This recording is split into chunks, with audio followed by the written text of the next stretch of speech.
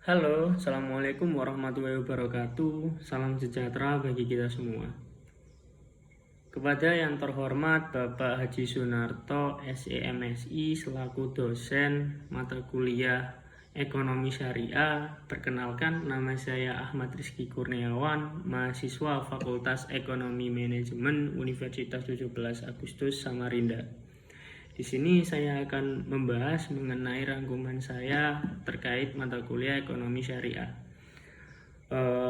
Menurut saya, ekonomi syariah merupakan ilmu pengetahuan sosial yang mempelajari masalah-masalah ekonomi rakyat yang diilhami oleh nilai-nilai Islam.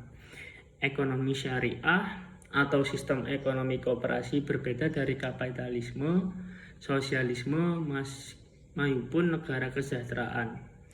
Berbeda dari sistem kapitalisme, sistem ekonomi Islam menentang eksploitasi oleh pemilik modal terhadap buruh yang miskin dan melarang penumpukan kekayaan.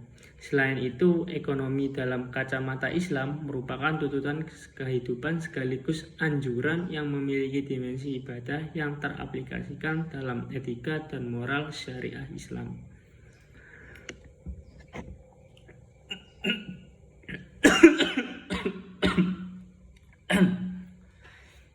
Perbedaan ekonomi syariah dengan ekonomi konvensional di sini yaitu dalam krisis ekonomi yang sering terjadi ditengarai adalah sistem ekonomi konvensional yang mengedepankan sistem bunga sebagai instrumen profitnya. Berbeda dengan apa yang ditawarkan oleh sistem ekonomi syariah dengan instrumen profitnya, yaitu sistem bagi hasil. Sistem ekonomi syariah sangat berbeda dengan ekonomi kapitalis, sosialis, maupun komunis.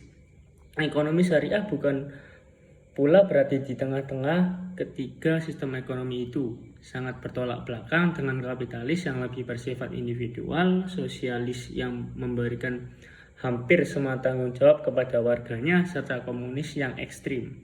Ekonomi Islam menetapkan bentuk perdagangan serta perkhidmatan yang boleh dan tidak boleh ditransaksikan.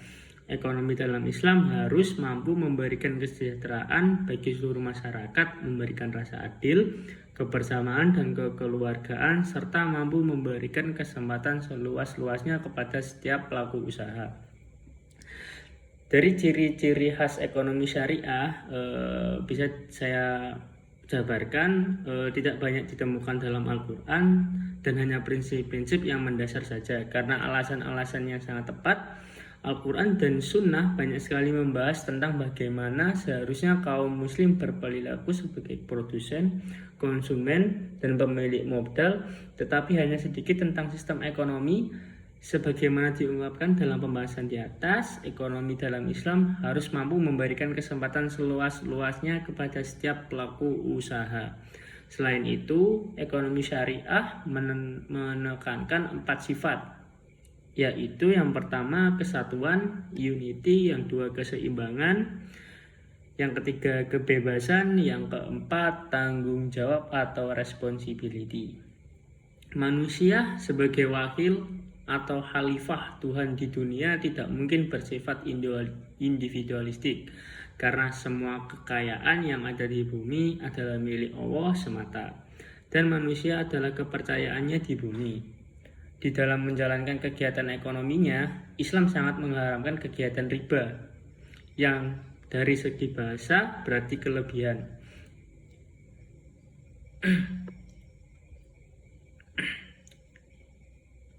Dari situ kita bisa melihat bahwa tujuan ekonomi Islam yaitu ekonomi Islam sendiri mempunyai tujuan untuk memberikan keselarasan bagi kehidupan di dunia. Nilai Islam bukan semata-mata hanya untuk kehidupan muslim saja, tetapi seluruh makhluk hidup di muka bumi ini. Esensi proses ekonomi Islam adalah pemenuhan kebutuhan manusia yang berlandaskan nilai-nilai Islam guna mencapai pada tujuan agama.